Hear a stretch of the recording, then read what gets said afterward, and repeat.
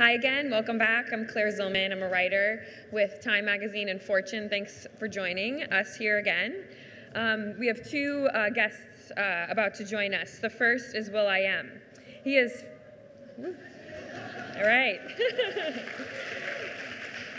Got some fans in the crowd. All right, Will.I.am is founder and CEO of I.am+.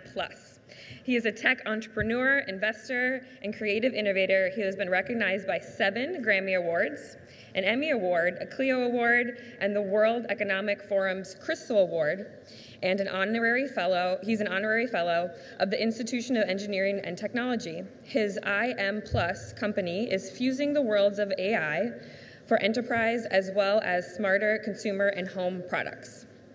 And he will be joined by His Excellency Omar bin Sultan Al Alama. He has been appointed the Minister of State for Artificial Intelligence following the cabinet reshuffle in October.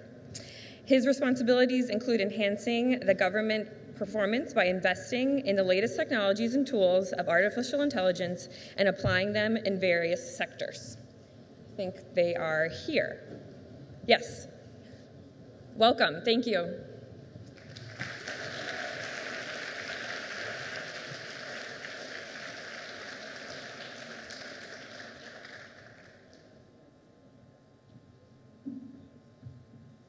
Thank you for that introduction. I guess in these 3 days I've been more famous than Will.I.am, but overall throughout the year I think he's more famous. It's an absolute pleasure having Will with us here today. Will is very well known for his contribution to arts and to culture, but many of you might not know what he does with regards to technology. So we're here to talk about that and to also take his view on how technology can help countries develop and what developing countries need to take into consideration when it comes to technology. Finally, what governments should do to try to incorporate technology in a better way to serve their citizens. Thank you very much for being with us here today, Will. It's an honor to be here. Thank you so much. It's a beautiful event, beautiful summit. I look forward to coming to future summits. It's awesome. You're more than welcome. Will, I want to start with asking you about what brings a musician or an artist to technology? What brought you here today? Like, what transitioned you from the arts to tech? So at an early age, at 6 years old, I left my ghetto that I come from in East Los Angeles, and I was put on a bus to go to a better school, an hour and a half outside of Los Angeles. And that school changed my life. At an early age, we learned physics, oceanography. We were blessed to have the first Apple IICs and learn computer skills. And that really just showed me, the difference between rich and poor. While other folks that, that were like me in my neighborhood, they didn't have that, a rich skill set. They didn't have amazing teachers that mentored them. So at an early age, I was around computers. So if you were to compare me to Quincy Jones or Herbie Hancock, I'm not a musician. Quincy Jones and Herbie Hancock, those are musicians. They have instruments that they have mastered. My instrument is the computer. I make the computer do what I want it to do, and that is to bring joy, and I hit buttons and take ideas and manifest those ideas to reality in the form of songs. So by doing that, I just, I'm a tech enthusiast. I want to know everything about computers. I want to know who makes it, when it was developed, how much it costs to make. And from there, I just told myself, whenever I have extra cash, I'm going to develop my own stuff. And I was, proud to be one of the 3rd equity owners of Beats, the founding members of Beats, the headphones that everyone loves. And so when Apple bought Beats, I went out and started my own company. So, as you said before the session, you're still in the business of rhythms, moving from rhythms to algorithms. Yeah, so, putting teams together, whether it's an orchestra, choreography and a dance squad, or computer scientists, AI developers, it's really the same skill set. to go out and see different disciplines and have them come together to work, to where there's no ego. And the whole thing is to bring a product to life, whether it's a song, a film, a concert, an app, or AI. How do you make everyone work together in unison to solve problems? Whether the problem is sophisticated as allowing electricity to understand speech. If you really think about AI, it's pretty mesmerizing and amazing. Or to put together noise, to make sense of noise, to bring peace in someone's heart, which is a song. It's really the same principles. So yeah, I used to work with rhythms, I still work with rhythms, and now my team, we work with algorithms. What do you think governments can do to deploy technology for development, especially in developing countries? How can they use technology, in your point of view, to ensure that they can develop faster and they can provide a better future for people? So with music, you know, I was able to take my whole family out of the ghetto. I never thought it would be possible, but it was my mission to take care of my mom. Like, Mom, I want to move you out the ghetto. Then when we got out the ghetto, we still ended up in the ghetto because my whole family was in the ghetto. So I was like, Mom, we have to move everyone out the ghetto. So we moved my uncles, my aunts, my nieces, my nephews, everyone. It was like exodus out of the ghetto. And then I realized my friends were still in the ghetto, people I grew up with. So I took my money and I started a school in my ghetto so that the kids could learn the same things I learned. Now, I don't have as much money as governments. So at an early age of 9, so I started 10 years ago telling kids, hey, music is not the way out anymore. It's not a viable business to move your whole entire family. It's changed. Sports, hey, you're 5'1", you're not gonna be Michael Jordan, you're too short.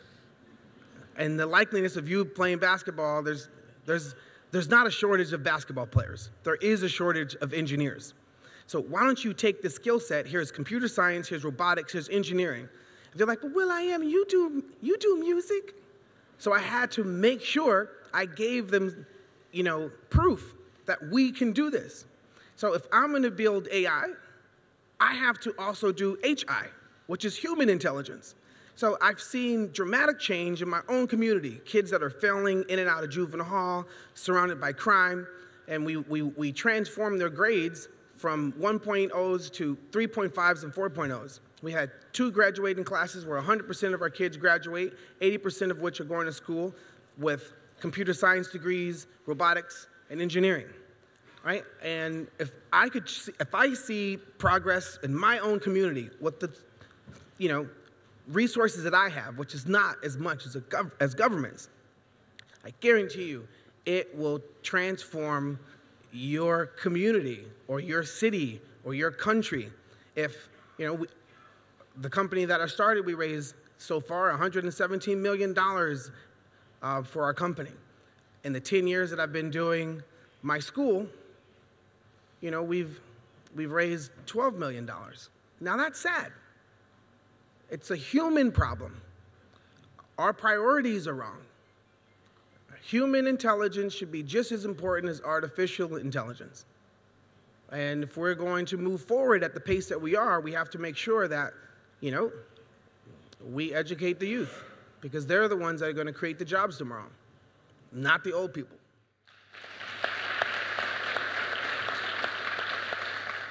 So you want most governments to focus and deploy their resources in education, to educate as much of the population as possible. That's the reason why people are afraid of AI, because they know deep down there's an imbalance. You know, you don't even have to think about it. Hey, what's more powerful, the investment for AI or the investment for HI? And you don't even have to think. You're like, oh, of course it's AI, but why does it have to be that? So it should, no one told me to do that. It isn't like there's like guidelines if you're building AI right now. The only guidelines is your heart and how you were raised. So if I am going at it from a moral point of view, there's somebody doing it for not the best, with not the best intentions. And so if governments are going to have AI, then those countries where AI is in, humans need to be able to control and build and understand this new world. So what advice would you have for governments that are looking at the challenges that technology will create? We know that there's going to be a lot of opportunities that technology will create for development, for improving people's lives. But what about the challenges? How do you see them addressing them to help accelerate development at least? So for me to try to say I have the answers to that, that's arrogant. The only thing I can do is rewind and paint what yesterday looked like 1918. Imagine you're a candlestick maker and you made buggies, and here came Ford that wanted to bring machines and cars into the world. Just think about the panic you had. Or if you were the candlestick maker and Edison and Tesla were bringing lights into the world, think about the panic you had. Lanterns. You were like, our world's gonna change. Electricity, you can't trust it. Think about the harm it might do to you. We've been here before, actually. This is the fourth industrial revolution. And the third, just think about how many jobs were created with that transformation. We're in the same point right now. The new electricity is artificial intelligence. It's a new light, but it's not light, it's enlightenment. The new television radio is augmented reality and virtual reality, right? Charlie Chaplin is about to come and start a new company, a new studio to build experiences, not movies. A movie is short for moving pictures, and you did it on film. Nowadays, nothing is formed on film, but we still say, check out my film. We're so ingrained to yesterday that we cannot break that and see a better tomorrow. And because of that, you have these fears and concerns. If we were truly concerned, we will make sure that 9-year-olds are being equipped with skill sets so that when they're 29, they are the masters of the tools solving the problems that we can't foresee now. How far out are you looking? Are you looking 4 years from now, like every election or every Olympics and leap year? Or are you looking with a leap and see 20 years from now, 30 years from now? And what are you doing to make sure those things that you aspire to live like are put in place to manifest? And that starts with investing in 9-year-olds. So what would you tell your 9-year-old self if you can go back in time and speak to him? What would be the advice that you give your 9-year-old self? I pray to my 9-year-old self every day to make sure that person dreams, because that 9-year-old is the reason why I am now. I pray to my 12-year-old self. I pray to my 21-year-old self. I pray to my 30-year-old self. And I also pray to my 60-year-old self so I stay on course. So it's all about being disciplined and having the right vision for a better tomorrow for yourself and for your family. Are you an agent of change, or you're just a part of the world? Where do you sit in the world? Are you just there to eat, live, or are you there to help solve problems? Are you there to collaborate? Which one are you? I encourage everyone to try to be an agent of change, because an orchestra would tell you that everyone can fit and contribute. The violin, if there's 1,000 of them, is just as important as 1,000 trumpets. And the conductor is making sure that everything sounds beautiful. And even the musicians that are playing are enjoying what they're doing. Or you could be the spectator, but make sure that when you're a spectator listening, that you are not causing ruckus and distracting the beautiful sound that collaboration is making. So I like to see myself as the musician, the conductor, and the spectator, enjoying it all. And I know that was metaphorical and kind of like, poetic, but I hope that answered your question. I think people got it. That's why they're laughing. So what technologies are you most inspired by? What technologies do you think will have the most impact on our lives moving forward? You mentioned VR, AR, AI, and we've heard that a lot in the past 3 days. But what other technologies do you think people are not paying enough attention to? Or what spaces of development for the technologies do you think people are not looking at the moment? The first technology, which is like humanity, we're not really, let's start there.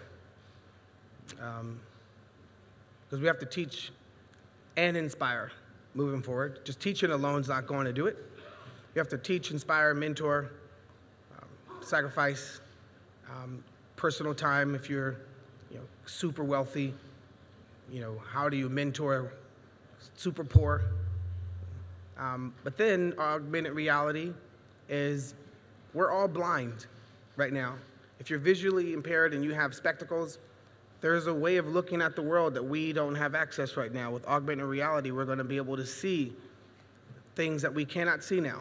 Virtual reality. There's other worlds that are going to be built by tomorrow dreamers. And the same geometry that makes this room will make rooms in virtual reality. And Black Panther came out, it's a great movie. But 20 years from now, people will say, I lived Black Panther. I went to that world. For example, if it's 1818, you went to a theater and you watched a play. And if you were a singer, you sang in the opera. And that was the way that you experienced art. In 2018, you go to a movie, or you watch a film on your phone, on a rectangle. 2038, you will be immersed in a world. You'll be able to talk to characters that don't exist. If you're Disney, imagine Disney. You're going to have a conversation with Mickey finally when you go to virtual Disneyland. Because the Disneyland I go to now, I don't talk to Mickey Mouse. He's just doing this. So just imagine what the world would be like when virtual reality is small, and the escape that will give folks. And then AI is a tool that augment. I don't like to call it artificial intelligence. Augmented intelligence. There's this guy named BK. We were having a conversation last night, and it was a great deep dive into, a way for folks to, grab a hold of it with imagination, and the same way that they grab a hold of music and theory with imagination to contribute. So augmented intelligence is a better way to explain it, because it's not going to replace jobs. It will augment jobs. It would augment thinking. It will help us make sense of the brain called the internet. We use it for the dumbest things, actually. Our smartphones are being used for dumbness, thumbing and numbing your life as you swipe and not take memories in with your brain, but now the glass and other companies are benefiting from your life. Data is not yours. Your facial math is not yours. So how do you empower people with their own data? How do you empower communities with their own data? What people and communities need: data scientists, AI agents. That's mine. And that's augmented intelligence. So I take control of my data to go out in the world and live a healthier life, to save me time so I can communicate and have real experience with people that I love. So for us to be able to own our data and for us to be able to understand our future in the right way and be a part of it, we need to be educated with the right skill sets, whether it's in artificial intelligence, augmented reality, and other sectors. You have to be educated and inspired. What I like about this summit is when I walk out, I don't see company logos smacking me in the face. I see people. And you have to be looking at the world at who is going to be the next Google, not Google.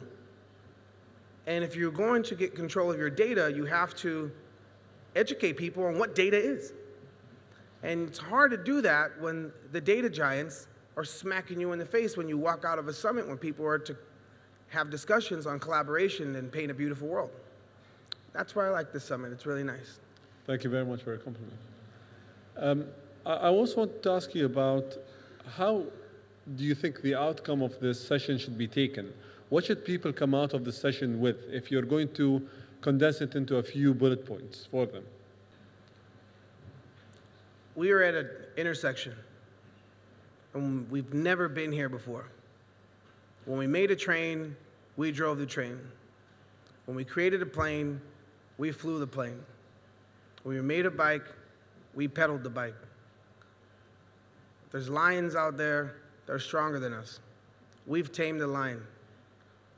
Humanity is creating something that will give you the illusion it thinks. And if we can tame a bear and a lion, we should be able to tame AI. It's nothing to fear. We created it. Did we put the God factor in AI? When AI thinks of its God, does it think of us? If God was to come down, we wouldn't harm it. So there's nothing to fear if we have the right intentions, and it's up to all of us when we walk out in the world to encourage and inspire the youth to look at different, points of views and trains of thought that can add. Difference is amazing. And leave here with, to be empathetic and have tolerance and open mind and an open heart for collaboration. And it looks a lot like this. Thank you very much for that. That was deep, honestly.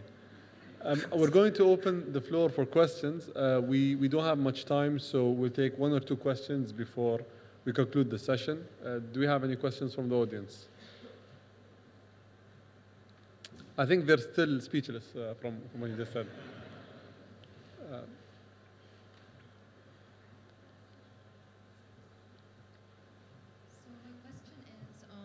Using technology, especially in developing countries or with marginalized communities, and how that can perhaps bring them into development?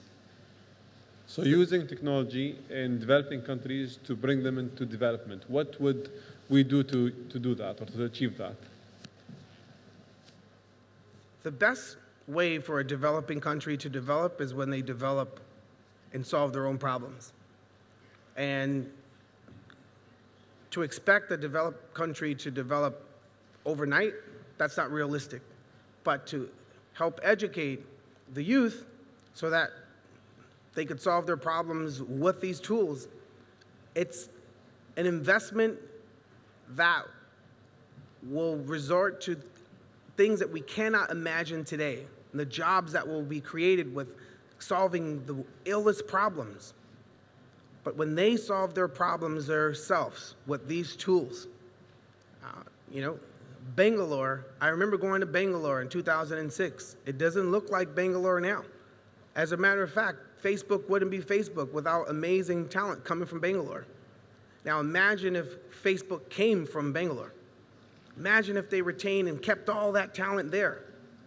And the Googles of the world came, and it's about to happen. And watch what India does. And how does other countries see,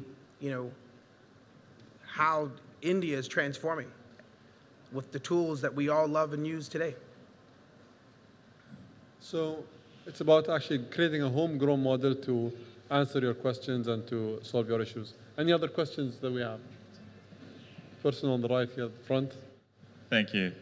It's nice to listen to you, Will.I.am, and thank you so much for your inspiring words. My question to you is around the dangers of AI. Many folks in the field talk about potentially educating technology that can be smarter than us, right? Machine learning that can learn things that we did not teach it. For instance, in the AlphaGo game last year, where the computer made a move that had never been programmed into it before. And so how do we chart those waters that we don't even know what they look like, and the dangers that could happen to us from that? If you're a mathematician and you did all the calculations in your brain, a calculator does that faster, better now. But folks that are studying particle physics, quantum physics, need advanced calculators. To solving bigger problems, we need bigger tools. And there's nothing to fear with this new tool coming, because we have big problems to solve. That's the only way to look at it. We can't solve these problems that we have now and the ones coming with yesterday's tools. So we're creating the new tool. And yep, that's amazing. And you could be like, oh my gosh, it's okay. Because we have some big problems that we just have to make sure we put that God factor in AI. So it's always here to help us. Thank you for that. We don't have time for any more questions, unfortunately. Thank you all for attending, and we'll see you next year.